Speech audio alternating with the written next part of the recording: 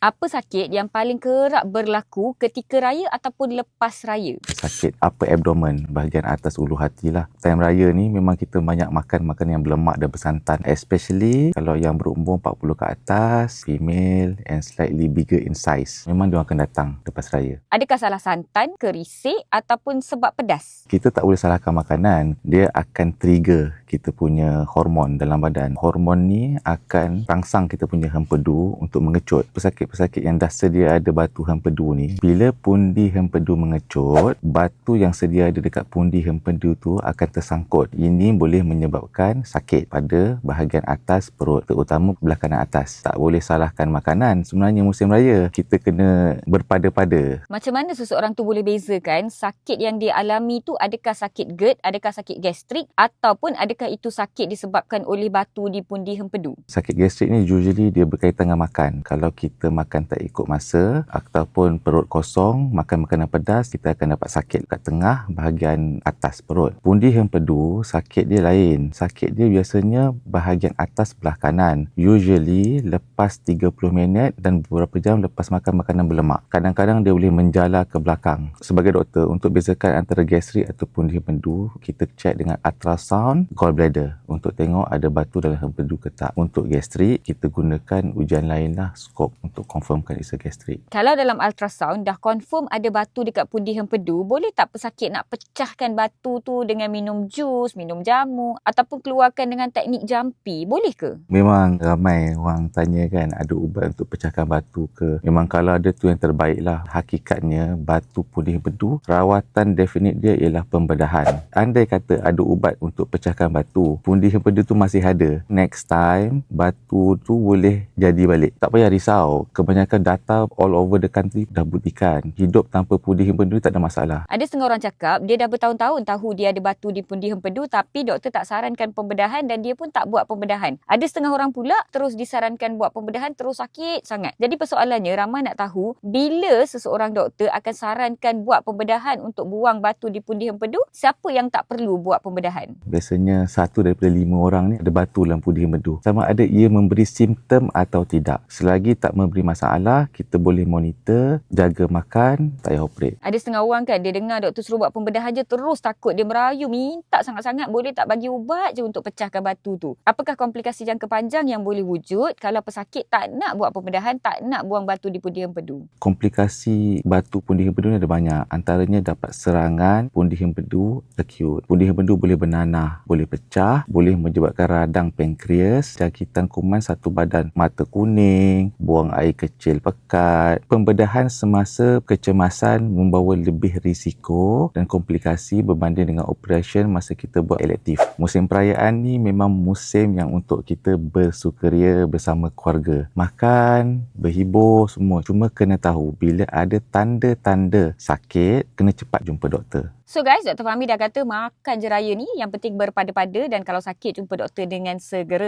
Saya Dr. Fahmi Pramadita bin Azmi, konsultan general surgeon di Hospital Columbia Asia Bukit Jalil. Columbia Asia Hospital Bukit Jalil membawakan video berbentuk pendidikan kesihatan ini khas buat anda semua dengan ucapan selamat hari raya, maaf zahir dan batin.